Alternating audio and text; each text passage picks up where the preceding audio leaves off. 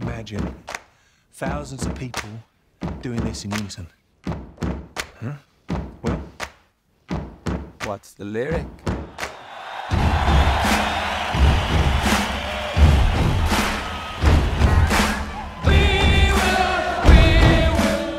This week, Queen rules again in the spectacular song-filled biography Bohemian Rhapsody. Plus, some courageous women take on a man's world in two action-packed thrillers. I'm Bill Newcott, film critic for the Saturday Evening Post. All that and more on this week's podcast, Movies for the Rest of Us. Well, the movie musical world is lining up right now. Are you on Team A Star Is Born or on Team Bohemian Rhapsody? They're both terrific films, but I think I'm coming down on the side of Freddie Mercury and the boys from Queen. I've already seen Bohemian Rhapsody 3 times, and I might go back again. It's not that I've always been a hyper Queen fan, but Bohemian Rhapsody is irresistible, a joyous celebration of Queen, an era, and the timeless sheer exhilaration that comes from creating art. How many more Galileos do you want? Rami Malek plays Queen's lead singer, Freddie Mercury, portrayed as an eccentric loner who takes up with a group of fellow misfits to concoct a perfect storm of musical creativity.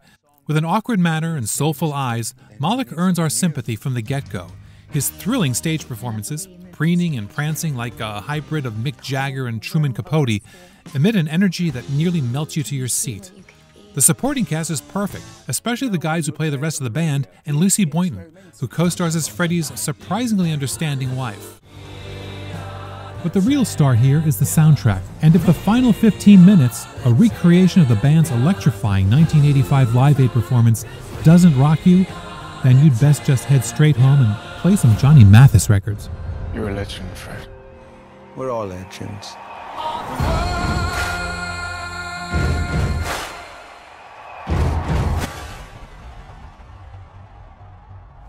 If the government catches you, they'll kill you. Rosamund Pike stars in A Private War, the true story of the legendary war correspondent Marie Colvin. I'm not armed! Journalist! Now, I've known my share of battlefield reporters over the years, and Pike captures perfectly that often lethal mix of dedication to learning the truth and addiction to the adrenaline rush that comes from dodging bullets. It's a pulse-pounding performance, one embedded in a film that offers no real story arc, but simply takes the character from one living hell to another, heaping atrocities upon each other until reaching its inevitable conclusion. Maybe I would have liked a more normal life. Maybe I just don't know how.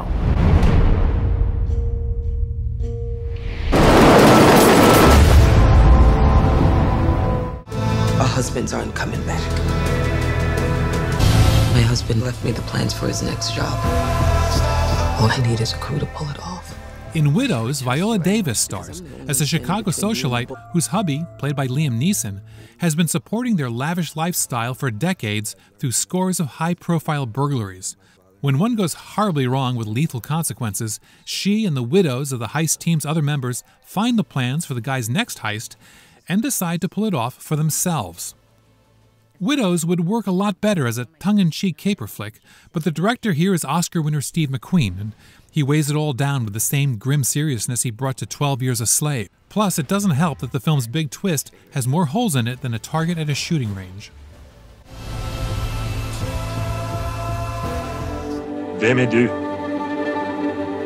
Jag är döden. The Swedish director Ingmar Bergman was born a century ago this year, and one of his most celebrated protégés, director Marguerite von Trotta, offers a fond tribute in her new documentary, Searching for Ingmar Bergman. She speaks with many of his frequent collaborators, including the actress he made a superstar, Liv Ullmann. He looked at me. And that was the beginning. That was the beginning, because suddenly he said, "Would you like to be in a movie with me?" Bergman said cinema is something of a waking dream, and Searching for Ingmar Bergman is a movie lover's dream come true, brimming with telling anecdotes, classic clips, and visits to the locales of his most legendary scenes.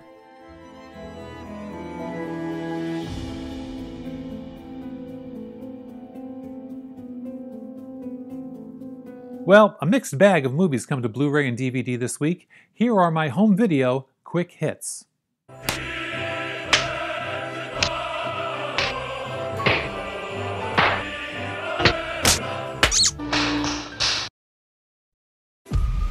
largest shark that ever existed. It's a megalodon. Name your favorite shark movie trope and you'll find it in the shark thriller The Meg. Panic on the beach? Check. Futuristic underwater research facility? Check.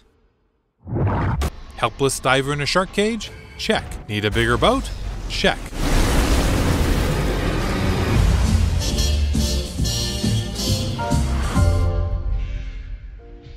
Oh, I do like a party. Come on, Pooh.